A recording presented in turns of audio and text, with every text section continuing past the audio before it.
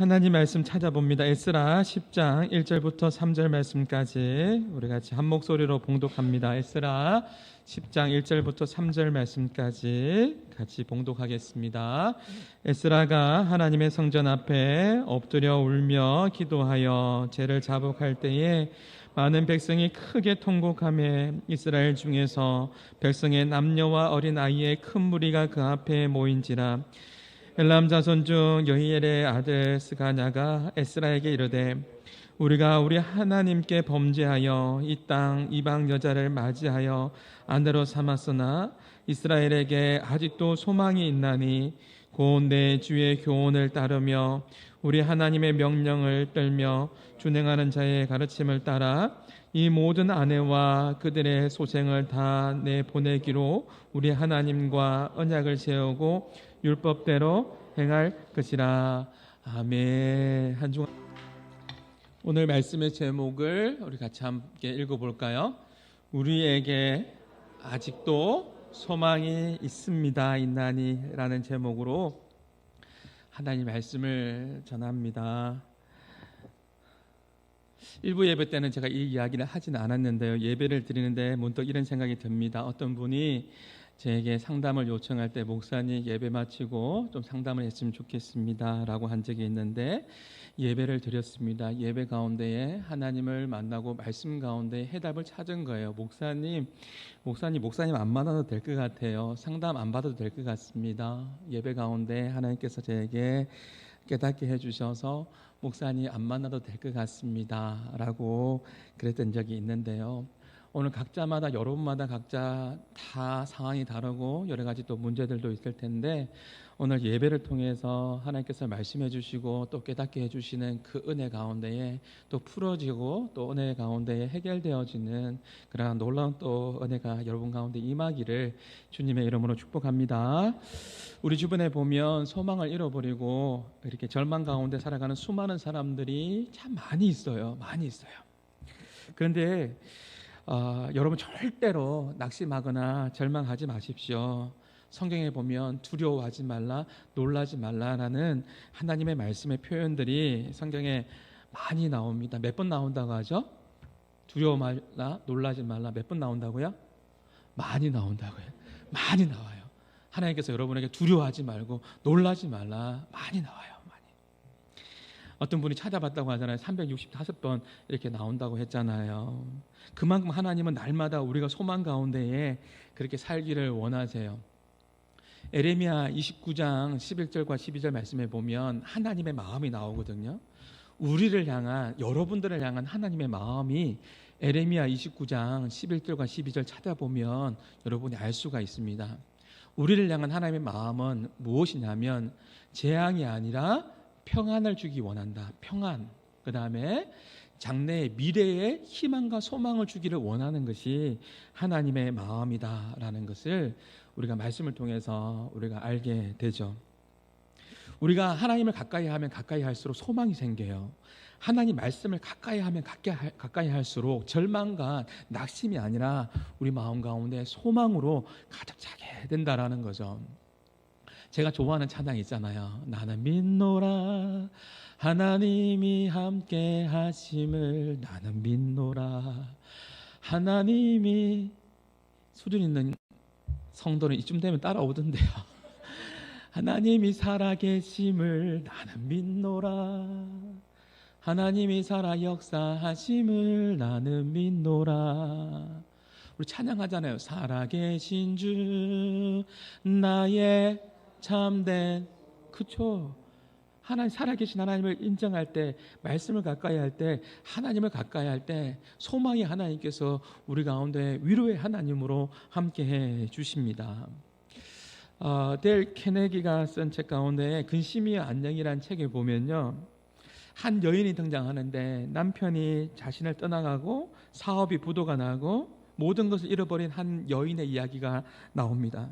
남편은 도망가고 아들은 학교에서 사고를 쳐서 퇴학을 당하게 되고 더 이상 남편도 자식도 의지할 수 없는 한 여인이 더 이상 살고 싶지 않은 그런 마음을 품게 됩니다. 그래서 죽기로 결심하고 이제 가스를 켜놓고 이제 정신이 잃어가는 그 순간에 죽으려고 했는데 이웃집에서 찬송 소리가 들려옵니다. 그 찬송이 뭐냐면 나중에 찾아보니까 찬송가 337장, 무거운 짐을 나 홀로 지고 견디다 못해 쓰러질 때 불쌍히 여겨 구원해 주리 은혜의 주님 오직 예수. 이 여인이 이 찬송 소리를 듣는데 예전에 교회에서 믿음 생활했던 것이 기억이 났다는 것이죠. 그래서 성령님께서 깨닫게 해주신 것이죠. 그 순간에 이러한 마음이 이 여인에게 들었습니다. 왜 내가 죽을 생각을 하면서 왜 내가 기도할 생각은 못했는가라는 그런 고백을 하게 됩니다. 그래서 이제 다시 가스를 잠그고 환기를 시키고 무릎을 꿇고 기도합니다. 기도를 하고 나니 하나님께서 소망의 하나님으로 위로의 하나님으로 다가와 주시고 살 용기를 그 여인에게 허락해 주셨던 것이죠.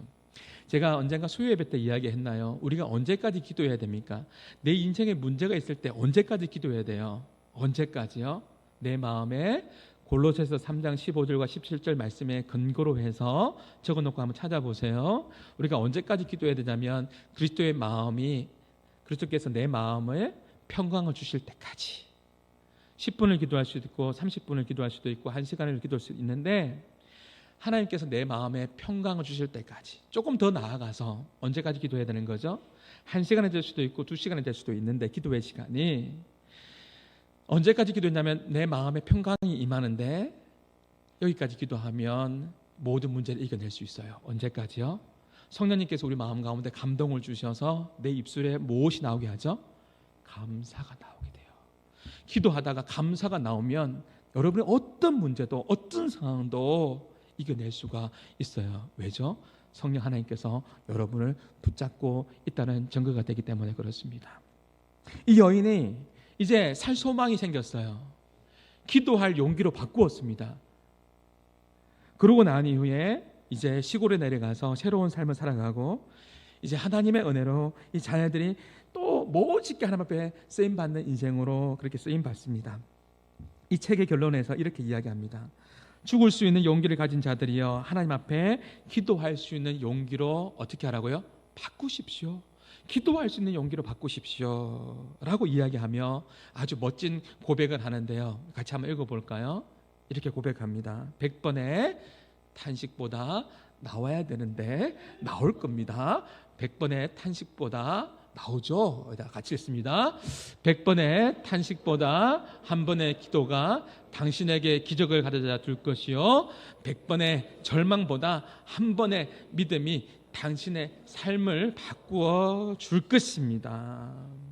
변화되었습니다. 아직도 소망이 있나니 라는 표현은요, 오늘 설교의 제목인데 끝날 때까지 끝난 게 아닙니다. 오늘 이겼다고 이긴 게 아니라 오늘 졌다고 진 게 아니에요. 우리는 주님 만나는 그날까지 믿음의 경주를 하는 그리스도의 좋은 군사인 줄 믿습니다. 여전히 믿음의 경주를 하고 있습니다. 여러분에게 어떠한 문제와 상황적으로 어려움이 있는 것도 사실이지만 아직도 소망이 있나니, 오늘 이 말씀의 제목을 잘 기억하십시오. 아직도 소망이 있나니, 이스라엘에게 아직도 소망이 있나니, 이 말씀은 우리가 읽었던 오늘 본문의 2절 말씀입니다. 2절의 후반절에 보면 아직도 소망이 있나니, 소망이 있습니다. 여러분, 불리한 환경의 조건이 꼭 신앙이 불리한 조건이 되는 게 아닙니다. 그렇지 않습니까? 환경의 불리한 조건이 신앙의 불리한 조건으로 가는 사람들이 허다하고 많이 있습니다. 내 환경이 좋지 못하고 불리한 환경이 조건이기 때문에 신앙도 불리한 조건으로, 신앙도 내팽겨치고 그렇게 불리한 조건 속에서 원망하고 불평하면서 그렇게, 또 때로는 거친 말로 그렇게 열등감 속에서 그렇게 가시가 드러나기도 합니다. 다 그렇게 살아가는 거 아닙니다. 환경의 불리한 조건 속에서도 신앙의 유리한 조건으로 이끌어가는, 그러면서 기도할 용기로 바꾸어서 하나님 앞에 믿음으로 살아가는, 아주 멋있게 살아가는 한마음의 성도들도 많이 있습니다. 여러분들이 환경의 불리한 조건 속에서도 신앙의 유리한 조건으로 이끌어가며 기도하며 하나님 앞에 멋있게 쓰임받는 복된 인생이 될 수 있기를 주님의 이름으로 축복합니다. 오늘 본문에 에스라가 그런 사람이었습니다. 어두운 상황 속에서도, 환경의 불리한 조건 속에서도 믿음으로 선택하며 믿음으로 나갔던 사람이 바로 에스라였던 것이죠. 여러분은 잘 알다시피 남유다 백성들이 BC 586년에 나라가 망했습니다. 바벨론에 의해서 나라가 망했습니다. 나라가 망한 것에 대한 엄청난 이 충격을 여러분 아십니까? 우리 할아버지들은 알고 계시죠? 이 일제 치하에서 고통스럽게 살아가는 삶이 얼마나 힘든지를 우리 할아버지들은 알고 계십니다. 바벨론 포로로 끌려가는 이 비참한 역사 속에서 이스라엘 백성들이 고통을 당해야 했던 것이죠. 이스라엘 백성들이 총 4차례에 걸쳐서 바벨론 포로로 끌려갔습니다. 그리고 70년 만에 에레미야가 예언했던 대로 하나님의 말씀 그대로 포로에서 이제 자유하게 되고 해방되어서 기적 같은 하나님의 은혜로 예루살렘으로 3차에 걸쳐서 귀환하게 됩니다. 정말 꿈과 같은 일이 일어났습니다. 포로 잡혀갔는데 하나님의 은혜로, 기적 같은 은혜로 3차에 걸쳐서 이제 예루살렘으로 돌아오게 되었던 것이죠. 이 모든 것이 다 하나님의 은혜입니다. 기적 같은 놀라운 하나님의 그 은혜가 여러분의 가정 가운데에, 자녀들 가운데 임하기를 주님의 이름으로 축복합니다. 이 모든 것은 다 하나님의 은혜입니다. 왜냐하면 에스라 1장 1절 말씀에 보면 바사왕 고레스의 마음을 감동시켰습니다. 고레스 칙령을 통해서 이제 이스라엘 백성들이 해방이 되어 예루살렘으로 귀환할 수 있었거든요. 누가 바사왕의 이 마음을 감동시켜 주셨습니까? 하나님이십니다. 하나님께서 마음을 감동시켜 주셨기 때문에 이제 이스라엘 백성들이 해방되어 귀환할 수 있었던 것이죠. 그때 귀환했을 때 에스라가 뭐 했냐면 영적인 부흥 운동을 했습니다. 영적인 부흥 운동을 할 수밖에 없었습니다.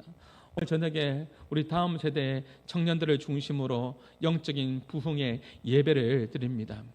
에스라가 영적인 부흥의 운동을 할 수밖에 없었던 그 이유가 뭐냐면 에스라가 귀환해서 와보니까 소르바벨이 1차 귀환했던 그 백성들의 삶을 보니까 너무나 엉망진창인 것이었습니다. 그들의 삶이 완전히 무너져 버렸습니다. 이것을 직접 보고 너무나 가슴이 아팠던 것이죠. 그래서 그들을 모아서 영적인 부흥 운동을 한 겁니다. 그들의 타락한 삶을 한마디로 성경에서 뭐라고 이야기하고 있냐면 에스라 9장 1절 말씀에 보면 이렇게 말씀하고 있습니다. 어떻게 해요? 한번 읽어볼까요? 이스라엘 백성과 제사장들과 레위 사람들이 무슨 일을 행했다고요? 가증한 일을 행한 것을 에스라가 보았습니다. 그래서 영적인 부흥 운동을 해야 한다고 그렇게 외치고 있는 것이죠. 이스라엘 백성들뿐만 아니라 너무나 가슴 아픈 것은 제사장과 레위 예배를 집례해야 되는 목사도 장로도 근사도 현대적인 의미로 표현하면 모두가 다 넘어져서 하나님 마음을 아프게 하고 있고 가증한 일을 행하고 있었습니다. 새 번역에 보니까 이 가증한 일을 역겨운 일로 번역되어 있고 현대인의 성경에 보니까 더러운 짓을 했다, 가증한 일로 그렇게 번역되어 있습니다. 이렇게 하나님의 마음을 아프게 하고 있을 때 그때 에스라가 사람들을 모았습니다.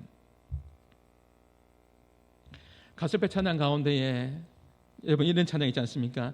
교회가 교회되게 예배되게 우리를 사용하소서.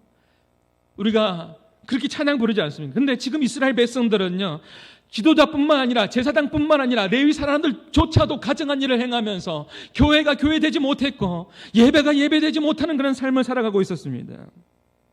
완전히 무너져 버린 것이죠. 한마디로 하나님 보시기에 성경에 에스라 9장 1절에 뭐라고 이야기하냐면 가증한 일을 행했다고 이야기했습니다.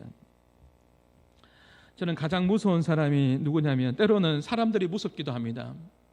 여러분 사람들이 무섭지 않습니까? 때로는 무섭기도 합니다.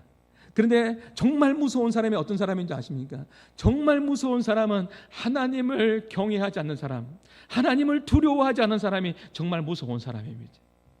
여전히 가증한 일을 행하면서도 불구하고 하나님을 두려워하지 않고 하나님을 무서워하지 않는 사람이 정말 무서운 사람입니다. 지금 백성들이 그랬습니다. 교만하면 하나님이 두렵게 다가오지 않습니다. 이러한 모습을 보고 하나님의 사람이 에스라가 가슴을 치며 먼저 회개하고 있는 것이죠. 하나님의 사람들은 항상 그렇습니다. 하나님의 사람들은 항상 그렇습니다. 민족의 죄를 자신의 죄를 여기고 하나님 앞에 회개합니다. 그 모습이 오늘 우리가 읽었던 1절의 말씀 아닙니까? 에스라가 한번 같이 한번 읽어볼까요? 에스라가 하나님의 성전 앞에 엎드려 울며 기도하여 죄를 자복할 때에 많은 백성이 크게 통곡하며 이스라엘 중에서 백성의 남녀와 어린아이의 큰 무리가 그 앞에 모인지라. 이러한 놀라운 역사가 우리 교회 가운데, 한국 교회 가운데 일어나기를 주님의 이름으로 축복합니다. 정말 울었습니다. 기도했습니다. 이것은 아니라고 그렇게 생각하면서 외쳤습니다. 자복했습니다. 그래서 통곡하며 울었습니다. 남녀와 어린아이 할 것 없이 다 같이 모였습니다. 그리고 영적인 부흥 운동이 시작됩니다. 우리 교단에도 보면 자랑스러운 부흥의 운동이 있습니다. 지금도 있습니다. SFC라는 학생 신앙 운동이 있습니다. 학생 신앙 운동이 어떻게 일어났습니까? 1938년 9월 일제시대 때, 일제치하 때 조선 예수교 장로회 총회에서 제27회 총회에서 신사참배를 가결한 반성경적인 그 결정 앞에 영적으로 무너진 이 조국의 교회를 바라보면서 1945년 해방하지 않습니까? 해방 이후에 하나님 앞에 회개하며 우리는 신사에게, 우상에게 절했던 것에 대해서 철저하게 우리는 회개해야 된다. 이것은 우상에게 절한 것이다라고 그렇게 회개하기 위해서 모였습니다. 모닥불 기도회로 모인 것이 학생 신앙운동의 시작이었습니다. 학생 신앙운동은요, 신사에게 절한 죄를 하나님 앞에 가슴 아파하며 회개하며 그들이 외쳤던 것입니다. 하나님 잘못했습니다. 우리도 마찬가지인 것이죠. 불의한 것을 바라보면서 가슴 아파하는 그 마음이 성도에게, 우리에게 있어야 한다는 것입니다. 때로는 우리 가운데 거룩한 의분이 우리 가운데 있어야 되는 것이죠. 저는 강단에서 정치적인 이야기를 하지 않으려고 합니다. 포괄적 차별금지법 반대하지 않는 예수 믿는 정치인들을 보면서 저는 많은 생각들을 하게 됩니다. 그들이 보는 성경책과 내가 보는 성경책은 다른 성경책인가? 성경에서 분명하게 하나님께서 이것을 범죄라고 이야기하고 있는데 왜 그들은 예수 믿는 정치인이 그렇게 많다고 하는데 왜 이것을 막지를 못하는가라는 생각들을 해보게 됩니다. 저는 어느 정당도 편들지 않습니다. 어떤 성도는 그런 이야기 하더라고요. 왜 목사님은 왜 빨간색 넥타이만 그렇게 좋아하십니까? 왜 빨간색 넥타이만 그렇게 매십니까? 어떤 목사님은 파란색 넥타이만 매니까 왜 목사님은 왜 파란색 넥타이만 맵니까? 그런 이야기를 한다고 하죠. 저는 어느 정당에도 속한 사람이 아닙니다. 저는 하늘에 속한 사람입니다. 저는 제가 좋아하는 정당을 이야기해 드릴까요? 제가 오늘 이야기할 수 있습니다. 제가 제일 좋아하는 정당은 예배당. 이 예배당입니다. 예배당. 제가 제일 좋아하는 정당입니다. 예배당을 좋아합니다. 에스라가 가증한 일을 행할 때, 가증한 일을 행하는 이러한 상황 속에서 더 이상 지켜볼 수 없었던 것이죠. 그래서 이스라엘의 영적인 신앙의 부흥의 운동을 그렇게 시작합니다. 이스라엘에 아직도 소망이 있었던 것은요, 진정으로 부흥을 갈망하는 그들 마음 가운데 부흥을 갈망하는 함께 울 수 있는 사람들이 있었기 때문에 아직도 소망이 있다라고 말할 수 있는 것이죠. 사랑하는 성도 여러분, 부흥을 갈망하는 마음이 여러분 마음 가운데 있습니까? 부흥을 갈망하는 마음이 있다면 아직도 소망이 있는 것입니다. 소망이 있는 것입니다. 한국교회의 부흥의 계절이 왔을 때, 놀랍게 교회들이 부흥할 때 수많은 개척교회들이 어디든 세워지면 수많은 사람들이 몰려올 때가 있었습니다. 모이기를 피하기를 좋아하지 않고 모이기를 기뻐했습니다. 모이는 것을 너무너무 기뻐했습니다. 너무너무 좋아했습니다. 제가 청소년 시기 때만 생각해봐도 믿음의 선배들이 잘 이끌어 주셨습니다. 정말 잘 이끌어 주셔서 그렇게 부흥회에, 집회에 그렇게 우리를 끌고 가서 예배하게 하고 믿음의 성숙함을 이루도록 잘 리드해 주셨습니다. 시골마다 예배를 드릴 수 없으면 사경회를 열어서 한 몇 개 교회, 10개 교회 이렇게 모아서 그렇게 집회를 해마다 하기도 했고요. 제가 청소년 시절 때에 그때 집회에 참여를 하면 좋은 조건이 아니었습니다. 겨울에도 추위에 벌벌 떨면서 본당에서 그 소리 거칠게 나는 그 난방기 그 소리를 들어가면서 추위에 벌벌 떨면서도 3박 4일, 2박 3일 수련회에 그렇게 중학생 때 그렇게 참여하면서도 불평함을 하지 않고 야, 은혜가 된다 그랬던 시절이 있었습니다. 모이기를 피하는 습관이 아니라 모이기를 기뻐했습니다. 그리고 한여름에서 무주구천동에 그렇게 수많은 청년들이, 젊은이들이 모여서 함께 예배했습니다. 제 기억으로 3박 4일 동안 계속해서 비가 내리는데 그 누구도 불평하지 않고 마지막 밤까지, 마지막 집회까지 비가 내리니까 하나님, 이건 아닌 것 같습니다. 이 예배 시간만큼이라도 비를 멈추게 해주십시오 하니까 그때 집회 그 시간에 비를 멈추게 해줬던 그 은혜도 있었습니다. 이렇게 사모하는 마음으로 모이기를 기뻐했습니다. 부흥을 갈망하는 마음이 있었습니다. 아직도 소망이 있나니 부흥을 갈망하는 그 가운데에 하나님께서 한국교회에 부흥을 허락해 주신 줄 믿습니다. 진정한 부흥에는 항상 따라오는 것이 있죠. 제가 늘 말하죠. 부흥은 단순히 수적인 성장만을 의미하지 않습니다. 부흥은 따라오는 것이 회개가 따라오고 회복이 따라오고 변화가 반드시 부흥에는 따라오게 되어 있습니다. 그래서 제가 부흥이라는 단어를 좋아하는 거예요. 부흥에는 회개가 있고 회복함이 있고 변화가 항상 따라옵니다. 우리 한국교회와 우리 교회 가운데 이러한 부흥의 은혜가 계속해서 이어지기를 주님의 이름으로 축복합니다. 에스라는 여러분 아시다시피 총 10장으로 구성되어 있습니다. 1장부터 6장까지는 전반부로 스룹바벨이 주도했고 7장부터 10장까지는 에스라를 중심으로 2차 기한의 과정들을 소개하고 있습니다. 1차에 기한했던 사람들이 잘한 게 있습니다. 그들이 뭘 잘했죠? 무너진 성전을 바라보면서, 무너진 것을 바라보면서 너무나 가슴 아파했고 눈물로써 성전을 재건했습니다. 너무 잘했습니다. 성전을 재건하는 데 있어서 여러 가지 방해들이 너무 많았거든요. 재정적으로도 어려웠습니다. 그리고 사람들의 의견이 다 나누어졌습니다. 하나가 안 됐습니다. 우리가 먹고 살 길이 없는데 성전을 재건하는 것이 아니라 우리가 먹는 것이 더 먼저가 아니냐라고 그렇게 외치는 사람도 있었습니다. 그리고 외세에 그렇게 간섭함도 많았습니다. 그래서 성전을 짓다가 아닥사스다 왕의 명령이 있어서 다시 성전이 중단되는 그런 사건도 있었지만 그 모든 어려움들 속에서 이거 다 극복하고 눈물로써 성전을 재건했습니다. 그건 너무나도 잘한 거예요. 그러면 그 다음에는요, 잘했으면 더욱더 믿음 안에서 성숙함으로 나가야 되잖아요. 여러분 잘 들어보십시오. 이 어려운 일을 해냈으면, 성전을 세웠으면 더욱더 그들의 삶이 견고해져야 되는데 영적인 긴장감을 놓쳐버립니다. 그래서 어쩌면 신앙생활을 할 때, 내가 광야의 길을 갈 때는 오히려 더 하나님과의 더 친밀할 수 있고 더 가까울 수 있습니다. 그런데 내 인생에 너무나 평안하고 형통한 것 같고 너무나 뭔가 잘 술술 풀리는 것 같죠? 그때가 오히려 더 신앙의 위기일 수 있습니다. 성전을 재건하고 난 이후에 영적인 긴장감이 풀어지고 이제 그 백성들이 성경에 뭐라고 이야기해요? 가증한 일을 행하기 시작합니다. 이제 조금 괜찮아지니까 우상에게도, 하나님께서 하지 말라는 것도 그렇게 하고 있는 거죠. 이방인들과 통혼하고 우상 숭배로 양다리를 걸쳐가면서 성전을 지어놓고 우상 숭배하고 있는 겁니다.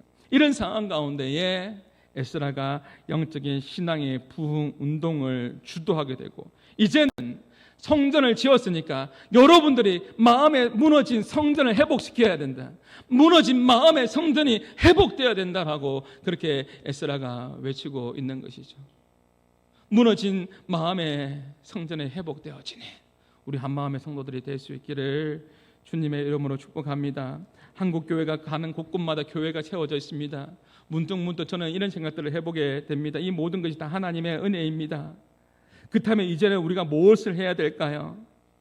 아직도 더 많은 교회들을 세워져야만 하겠지만 이제는 그 교회들이 한마음 교회가, 한국 교회가, 세워진 교회가 정말 마음의 성전이 무너지지 않고 건물만 번듯한 게 아니라 정말 하나님께서 불러주신 이 마음의 이 성전이 무너지지 않고 다시 회복해야 될 때가 아닌가라는 생각들을 해보게 됩니다. 로마서 11장까지 이론이라면 여기에 머물러 있는 인생이 아니라 이제는 우리 교회가 로마서 12장 1절의 말씀을 붙잡고 달려가야 될 때가 아닌가 생각됩니다. 12장 1절 말씀 같이 한번 읽어봅니다. 그러므로 형제들아, 내가 하나님의 모든 자비하심으로 너희를 권하노니 너희 몸을 하나님이 기뻐하시는 거룩한 산제물로 드리라. 이는 너희가 드릴 영적인 예배니라. 영적인 예배가 그들 가운데 무너져 버렸습니다. 그래서 에스라가 부흥 운동을 하면서 무너진 마음의 성전을 회복하라는 것이죠. 여러분, 교회가 한번 냉철하게 진단해 볼 필요가 있는 것이죠. 영적인 예배가 회복될 때, 우리의 영적인 예배가 회복될 때, 오늘 설교의 제목이 뭐라고요? 아직도 소망이 있나니. 영적인 예배가 회복될 때 소망이 있는 것입니다. 여호사밧이 자기가 원치 않는 문제 앞에서 어떻게 합니까? 암몬과 모압군의 연합군들이 쳐들어왔을 때 원하지 않는 전쟁, 이 전쟁을 이길 수 없는 전쟁입니다. 그때 여호사밧 왕이 잘한 게 있죠. 예배자로 섭니다. 예배자로 예배합니다. 하나님, 제가 힘이 없습니다. 능력이 없습니다. 대적할 힘도 없습니다. 제가 오직 주님만을 바라보겠습니다. 오직 하나님만을 바라보겠습니다 라고 하나님 앞에 영적인 예배자로 나아갔을 때 그 현실의 문제는 누가 해결해 주세요? 하나님께서 그 문제를 해결해 주시는 것이죠. 아직도 소망이 있는 것은 오늘 2절의 말씀 보면 에스라가 1절에 회개할 때, 잘못했다고 회개할 때 2절의 백성들이 어떻게 반응합니까? 2절에 보면 우리가, 중간 부분에 보면 우리가 우리 하나님께 범죄했습니다. 우리가 우리 하나님께 범죄했습니다. 소망이 있는 것이죠. 에스라가 하나님 앞에 회개하는 모습을 보여주자 백성들도 따라갔습니다. 따라갔습니다. 예, 그렇습니다. 우리도 잘못했습니다. 우리가 놓쳐버렸네요. 하나님 중심적인 이 신앙을 놓쳐버렸습니다. 우리가 범죄했습니다라고 고백하고 있는 것이죠. 그렇기 때문에 아직도 소망이 있는 겁니다. 소망이 있는 겁니다. 엄마의 갱년기를 청소년 사춘기가 못 이긴다고 하잖아요. 엄마와 사춘기 자녀가 이야기하다가 엄마가 너무 힘들어서 사춘기 자녀가 너무 힘들게 하는데 갱년기 엄마가 너무 힘들어서 그 앞에서 펑펑 울었대요. 여러분, 갱년기 힘듭니까? 힘을 내십시오. 몇 분들 보이네요. 얼굴이 빨개지시는데 그렇게 열이 많이 난다면서요. 힘을 내십시오. 남성분들도 갱년기가 있습니까? 여러분, 힘을 내십시오. 그래서 엄마가 너무너무 힘들어서 이 사춘기 아이 앞에서 펑펑 울었다고 해요. 펑펑 우니까 사춘기 아이가 너무 놀라서 그렇게 이야기했다고 하죠. 엄마, 죄송해요. 제가 잘못했어요. 다시는 안 그럴게요. 제가 안 그럴게요. 그랬다고 하잖아요. 우리의 가정과 국가와 교회가 아직도 소망이 있기를 갈망한다면, 기성세대가 먼저 말로만 훈계하는 것이 아니라, 말로만 그렇게 살았다고 이야기하는 것이 아니라, 기성세대가 어떻게 예배하는지, 어떻게 믿음 생활하는지, 어떻게 회개하는지를 보여줘야 되는 것이죠. 그렇게 할 때 다음 세대에게 에스라처럼 하나님 앞에 회개하는 모습을 먼저 보여줘야 된다는 거죠. 그럴 때 소망이 있는 겁니다. 우리의 교회가, 가정이, 이 민족이 아직도 소망이 있는 것은요, 주님 앞에 회개하는 사람이 있고, 또 소망이 있는 것은 하나님께서 여전히 우리에게 회개할 기회를 주고 있기 때문인 것이죠. 우리는 새벽기도 때 요한계시록 말씀을 보고 있습니다. 지난주 금요일 날에 제가 요한계시록 15장의 말씀을 전하면서 이 말씀을 보는데 이런 생각이 듭니다. 같이 한번 읽어볼까요? 요한계시록 15장 1절 말씀 같이 읽습니다. 또 하늘에 크고 이상한 다른 이적을 보매 일곱 천사가 일곱 재앙을 가졌으니 곧 마지막 재앙이라 하나님의 진노가 이것으로 마치리로다. 일곱 나팔, 일곱 대접 심판입니다. 일곱 대접 심판이 이제 마쳤습니다. 마지막 재앙이라 하나님의 진노가 이것으로 마치느니라. 여러분, 어떤 마음이 드세요? 아, 그렇구나, 이제 안심한다, 하나님의 심판에 다 마쳤구나, 이렇게 생각이 듭니까? 어떻게 생각이 드세요? 더 이상 심판이 없다는 말 맞습니다. 근데 이 말씀을 다른 말로 이야기하면 더 이상 무엇이 없다고요? 더 이상 심판은요, 경고와 함께 임하는 것입니다. 이 말은, 이 마지막 심판이라는 것은 더 이상 회개할 기회가 있다, 없다? 없다라는 뜻이 되기도 합니다. 우리에게 아직도 소망이 있는 것은 회개하는 사람이 있고, 회개할 기회가 여전히 우리 가운데 하나님께서 허락하는 시간들이 언제일지는 모르겠지만 아직까지는 있으니까, 그렇기 때문에 아직도 소망이 우리 가운데에 있는 것입니다. 말씀을 맺겠습니다. 오늘 설교 제목이 뭐라고요? 우리에게 아직도 소망이 있나니. 여러분의 이름을 넣어서 성구에게는 아직도 소망이 있나니, 우리의 가정에는 아직도 소망이 있나니, 한마음 교회는 아직도 소망이 있나니, 한국 교회는 아직도 소망이 있나니, 여러분의 기업은 아직도 소망이 있나니, 여러분의 자녀는 아직도 소망이 있나니. 맞습니까? 여러분 꼭 기억하십시오. 쑥스러우면 여러분 집에 가서 여러분의 이름을 넣어서 성구는 제 이름 하지 말고, 목사님 이름 부르지 말고 여러분 이름 넣어서 아직도 소망이 있다라고 믿음으로 선포하십시오. 저는 제 어머니가 참 요리를 잘합니다. 저는 결혼하기 전에 제 입맛이 어머니의 입맛에 길들여져 있었습니다. 그래서 결혼 후에 제가 제 아내가 요리를 해주었는데 그 음식이 맛이 있었을까요? 없었을까요? 좀 그랬습니다. 제가 맛이 없다는 말 안 했습니다. 좀 그랬습니다. 그런데 어느 날 집에 들어오니까 식탁 위에 책 한 권이 놓여져 있었습니다.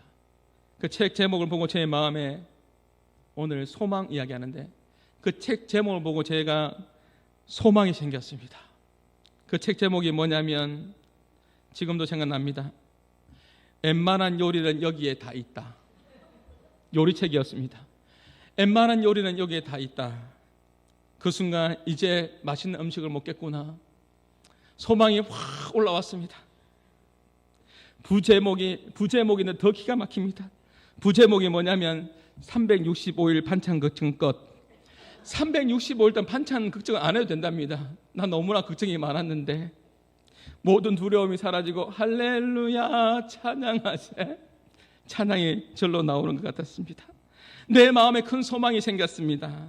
그런데 그 이후로 시간이 지났는데 아무런 역사가 일어나지 않습니다. 그때 제가 깨달았습니다.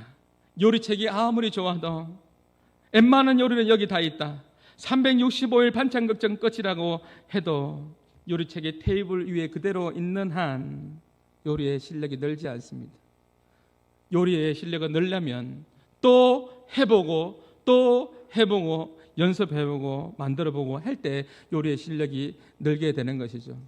우리 집사람이 제가 유학 시절 때에 엄청나게 요리 실력이 늘었습니다. 유학 가니까 시어머니가 김치도 안 보내주죠.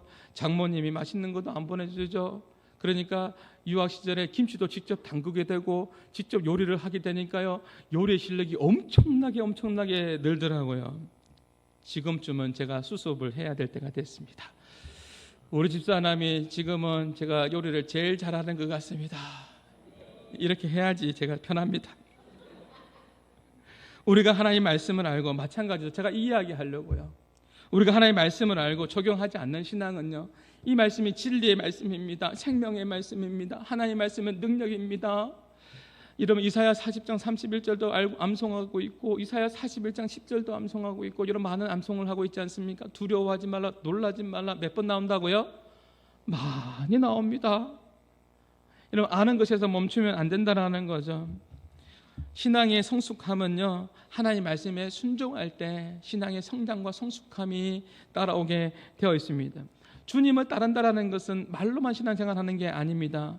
주님을 따른다라는 것은 행함이 있는 믿음이 우리 가운데 있어야 하는 것이죠.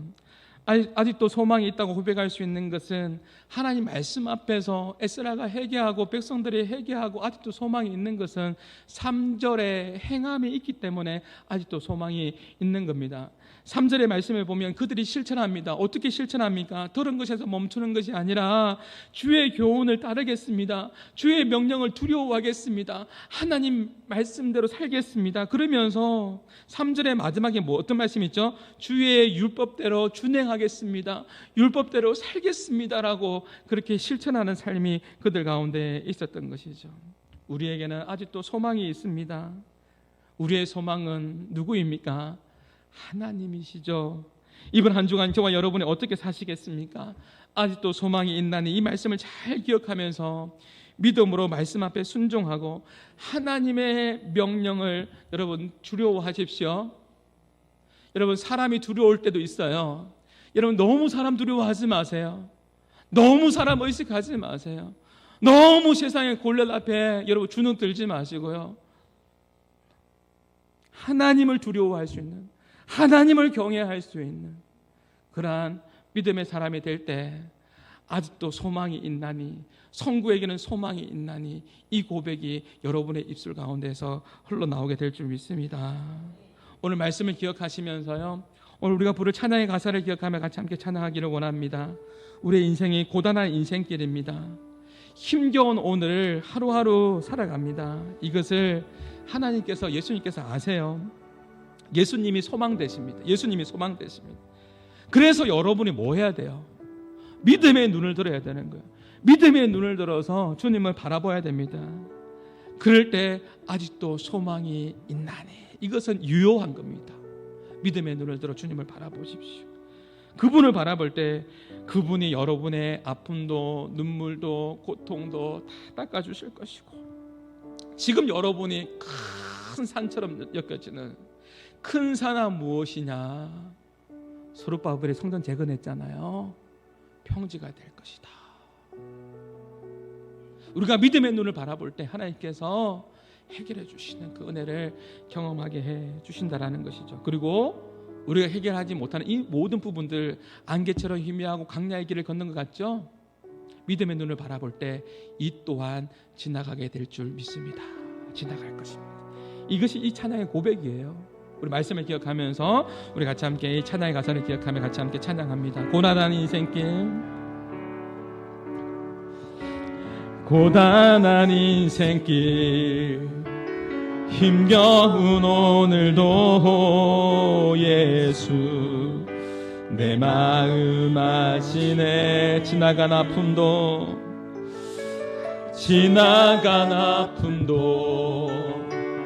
마주할 세상도 예수 내 마음 아시네. 하루를 살아도 기쁨으로 가리 예수 내 함께 하시네. 후회도 염려도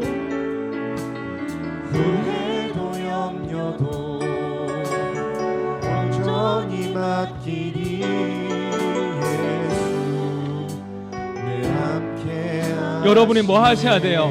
믿음의 눈을 들으셔야 돼요.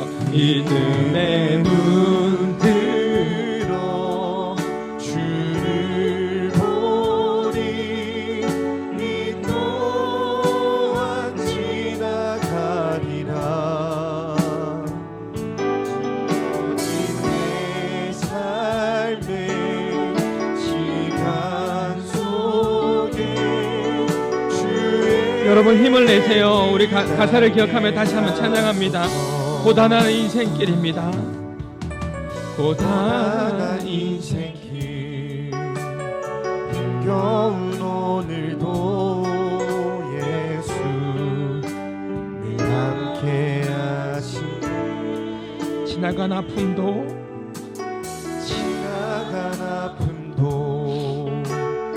마주할 세상도 예수 내 마음 아시네. 하루를 살아도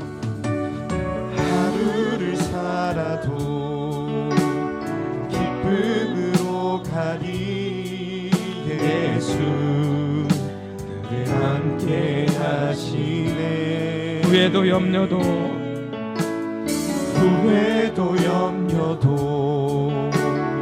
온전히 맡기리 예수 늘 함께 하시네. 믿음의 눈을 들어 바라봅니다. 믿음의 눈들 주를 바라보리. 이 또한 지나가리라. 주어진 내 삶 속에, 주어진 내 삶의 시간 속에 주의 뜻 알게 하. 믿음의 눈을 들어서 주님을 바라봅니다. 주를 보리. 이 또한 지나가리라. 주어진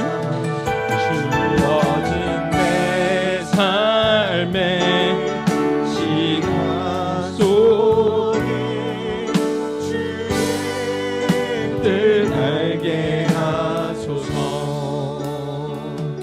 우리 말씀을 기억하며 찬양의 가사를 기억하며 잠시 함께 우리 결단하며 기도하겠습니다.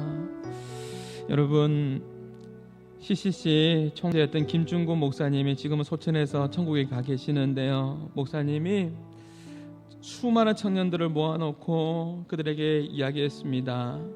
여러분은 이렇게만 대답하십시오. 나의 질문에 여러분은 오직 예수 그리스도만 그렇게 고백하라고 그렇게 말씀하셨습니다. 이 시간에 여러분 작은 목소리로 여러분 고백해 보십시오. 제가 여러분에게 질문할 때 여러분 예수 그리스도 한번 고백해 보십시오. 내 인생의 문제를 어떻게 해결할 수 있습니까? 예수 그리스도입니다. 내 힘으로 해결되지 않는 또 습관적인 죄는 어떻게 해결될 수 있습니까? 예수 그리스도. 방황하는 우리 자녀들을 어떻게 도울 수 있습니까? 예수 그리스도.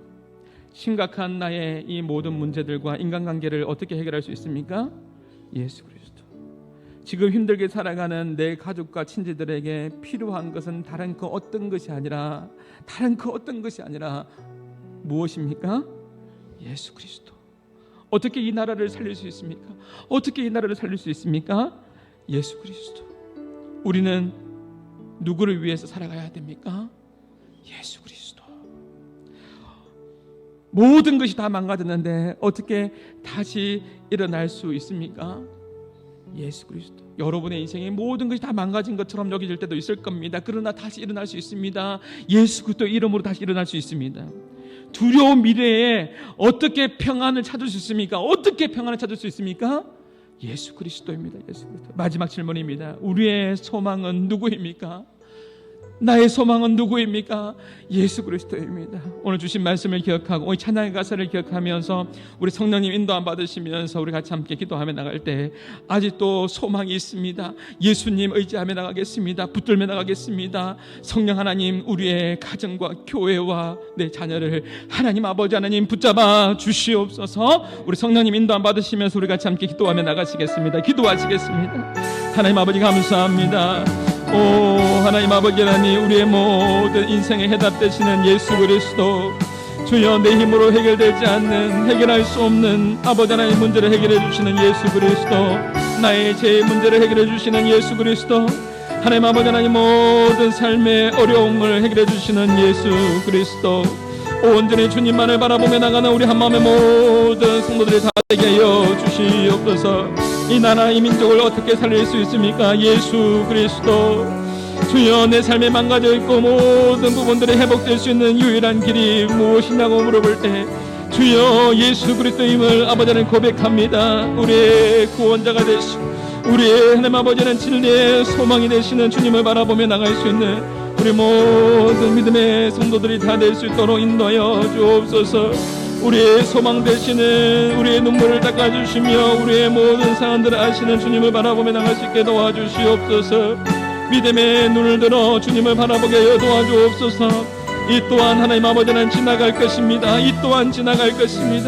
우리의 삶 가운데 하나님 아버지 하나님 지치지 않게 하여 주시고 믿음의 눈을 들어 주님을 바라보며 소망 가운데 아직도 소망이 있나니 우리에게 소망을 주시는 그 하나님을 바라보며 믿음으로 나가는 우리의 모든 성도들이 다 될 수 있도록 주님 도와주십시오. 인도하여 주십시오. 하나님 이번 한 주간도 믿음 안에서 승리하게 하여 주십시오. 그렇게 행하실 주님을 찬양합니다. 감사합니다. 예수님의 이름으로 기도합니다. 아멘. 이제는 우리 주 예수 그리스도의 은혜와 하나님의 사랑과 성령님의 감화 감동 교통하심이 일평생 살아가는 동안 어떤 상황 속에서도 소망 되신 예수 그리스도를 바라보며 믿음으로 살기로 결단하는 모든 믿음의 백성들 머리 위에 이제로부터 영원토록 항상 함께 있을지어다. 아멘. 오 하나님 주십시오.